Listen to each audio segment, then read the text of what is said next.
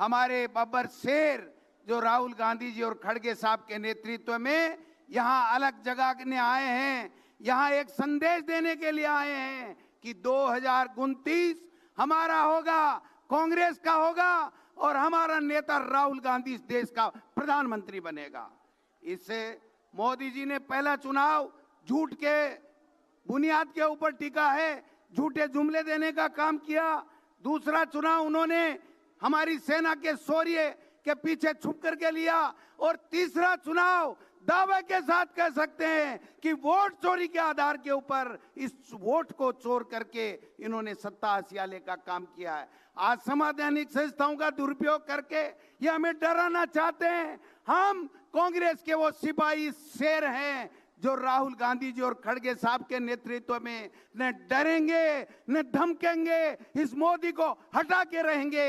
ये मैं निवेदन करने के लिए आए हैं। मैं निवेदन करना चाहता हूं, जिस प्रकार वोट चोरी करके महाराष्ट्र हो, हरियाणा हो, चाहे बिहार हो, सत्ताएं लूट ली, पैसे ले लेके ईडी, इनकम टैक्स, सीबीआई के द्वारा पैसे लेके हमारी सरकारें गिरा दी, लेकिन वो कांग्रेस का कार्यकर्ता उठ खड़ा हुआ है हमारे राहुल गांधी जी, हमारे नेता के आह्वान के ऊपर। अब हम बता देना चाहते हैं प्रियंका जी, आने वाला समय कांग्रेस का होगा, हमारा होगा। किसी की हिम्मत नहीं होगी जो हमें डरा सकेगा।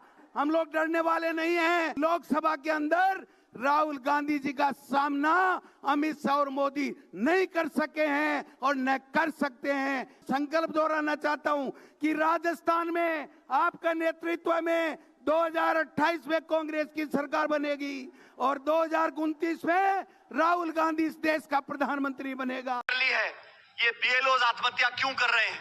क्या दबाव इनके ऊपर है? ये सवाल जनता जानना चाहती है। अरे चुनाव में हार जीत होती रहती है, हमने बहुत चुनाव जीते, 2-4 हार भी गए, आगे फिर जीत जाएंगे, लेकिन चुनाव प्रणाली, चुनाव आयोग निष्पक्ष हो, ये जिम्मेदारी हम सब लोगों की है।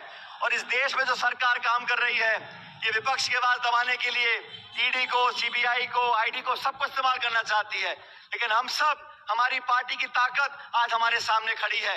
देश भर में कांग्रेस पार्टी का एक कार्यकर्ता, नौजवान, बुजुर्ग, 36 कौम के लोग, चारों धर्म के लोग मिलकर इस संविधान को अपना सब कुछ मानकर आगे वाले रास्ते में संघर्ष करने के लिए तैयार हैं।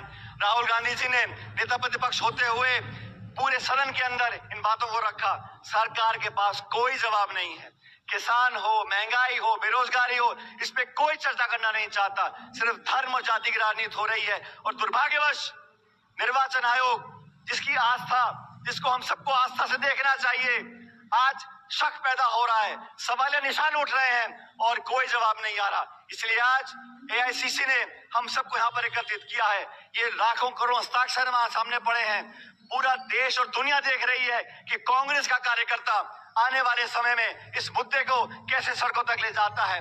हमने हस्ताक्षर करे हैं, सभाएं करी हैं पूरे देश में, और ये लंबी लड़ाई रहेगी। ये घमंड और अहंकार से राज करना चाहते हैं, हम अहिंसा से, प्यार से, मोहब्बत से सबको साथ जोड़कर आगे बढ़ना चाहते हैं। लेकिन चुनाव आयोग को समझना होगा, जवाब देना होगा। और जनता, 140 करोड़ लोग न्याय मांगते हैं, अपने वोट का अधिकार मांगते हैं। हम वोट कटने नहीं देंगे, धांधली होने नहीं देंगे। और आप हमारी ताकत हो, राहुल गांधी जी की ताकत बनकर आगे बढ़ते रहो। और आने वाले समय में हम लोगों को जनता सेवा का मौका देगी और हम जनता की सेवा करते रहेंगे। आप सब लोग लाखों की तादाद में यहाँ पर आए, मैं आप सबका पुनः बहुत बहुत अभिनंदन करता हूँ।